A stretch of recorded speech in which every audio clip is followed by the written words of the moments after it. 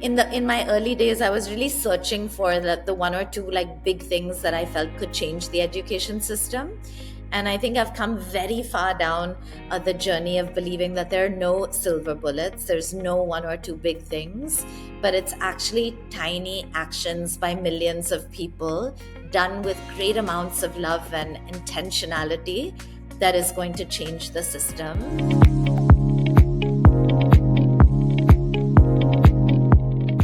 I'd like to begin by asking, what has your journey been like? And what were your aspirations growing up? And if there were any childhood influences that, shaped your vision and your path growing up? So yes, to the influences, I think I was just reflecting recently on how everything we do and wherever we are in life is a sum total of so many different people and experiences. And I think that's true for me as well. I grew up having the great privilege of living in many countries. I went to 10 different schools, had a lot of different people in and out of my life, was very deeply influenced by a father who inculcated a lot of discipline and hard work in me, and a mother who worked as a speech therapist. So we had children in and out of our homes very early on.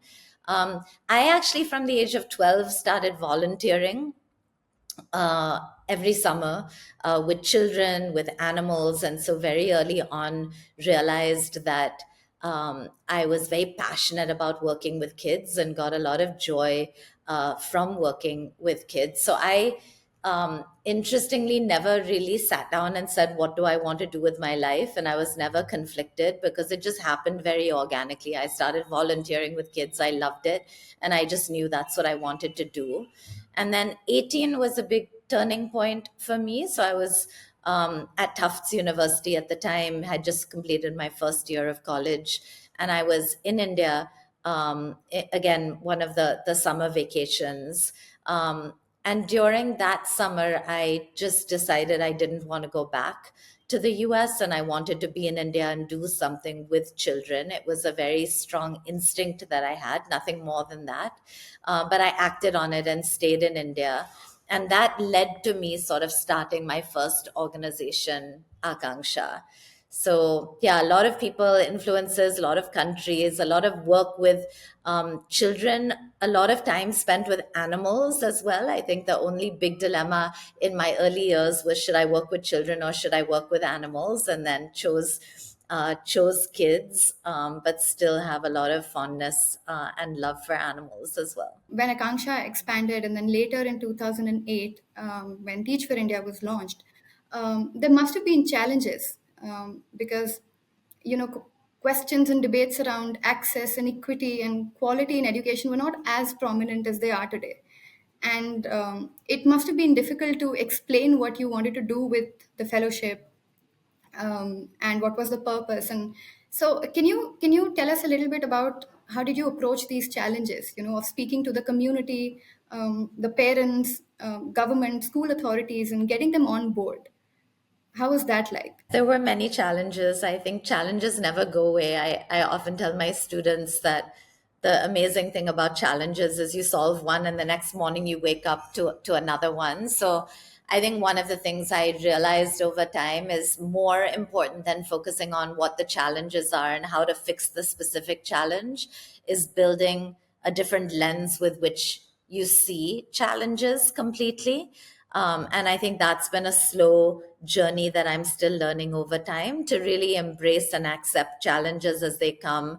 And to know that you're never alone in facing a challenge. I think that was a massive learning for me when I started giving away challenges and saying, look, here's a challenge. Let's literally sit in a circle, put the challenge in the middle of the circle and learn how to solve it together.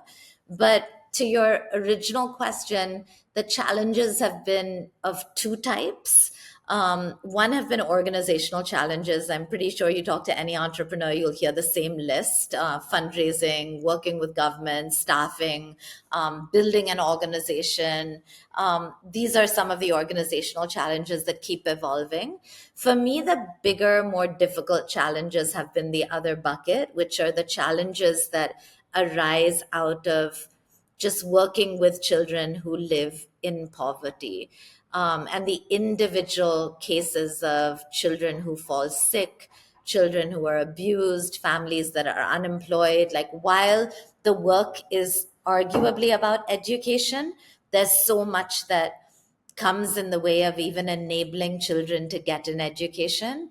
Those problems feel very overwhelming, and still feel very hard to understand and make sense of and know how to solve. The education sector in itself has also undergone a lot of change over the years, and we're seeing something of something like a revolution with the integration of technology in education. I want to know your opinions on two things essentially. One is, how do you feel about this integration of technology and this ed tech revolution? And then the second is, how do you think that has impacted learning outcomes in schools and in classrooms? While that is true, a lot has changed and a lot has not changed enough, I think. I think in general, I still feel we have an education system today that doesn't even cater to the present, it caters to the past. And so there's a radical need to reimagine and reinvent education if we want to do service to our kids. So that's my overarching thought. On technology in particular, I'm very hopeful, and yet I'm seeing very mixed evidence and research out there on education for learning, especially for school education. And I think some of this for me comes back down to, what is the purpose of education? If it's content mastery, then do we have platforms today that greatly enable personalization, differentiation of content mastery? Yes, right? Like Khan Academy is a great example of that. It's free, it's open source, and it's really accessible to so many people. But if you see education as being much more than just academic slash content mastery, and really being a tool to create a better world, a tool to learn how to interact with others, value others, respect differences, find solutions for the country and for the world, then I don't think technology can ever replace a teacher.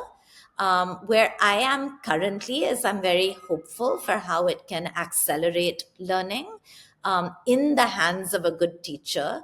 But I think that we need to make a larger investment in the people in the system, if we want technology to work. How do you ensure that the value of gender equality is prescribed and maintained in the classroom? And you just spoke of an example where we see how fellowships like Teach for India are imparting the sense of pride in teachers. If you could also share with us an example or a success story from Teach for India that has specifically addressed the cause of gender equality in classrooms. I mean, the good news is, when you give kids equal opportunities, girls really shine. So you'll actually find the girls stand out a lot more in TFI classrooms than the boys do, which is really, really beautiful. But I think we need to educate girls and boys equally in gender equality if we want the lives of girls to change. And so there are a lot of programs that over focus on supporting girls, but I actually think the mindset shifts need to happen as much, if not more, in the minds of boys, for girls, especially when they get older and get married and enter families, to have the freedom to really live the lives that they want. I think there are lots of examples. I mean, schools where the football team has only been all boys, to having TFI fellows insist that girls be on the team. Schools where girls and boys don't sit next to each other, to the comfort level to be able to sit next to each other, to engage meaningfully in the learning process with people of different genders. Lots of examples of content, making content meaningful. Like, content is often so irrelevant if you pick it up from a textbook. But if you share stories with kids about girls who have been empowered, about men that have changed their mindsets, suddenly you are teaching language, but you're teaching it with values rich content. Um, and we're actually seeing girls just absolutely shine, like go to college, travel abroad, um, get jobs, come back into the fellowship as Teach for India fellows. Lots and lots of examples.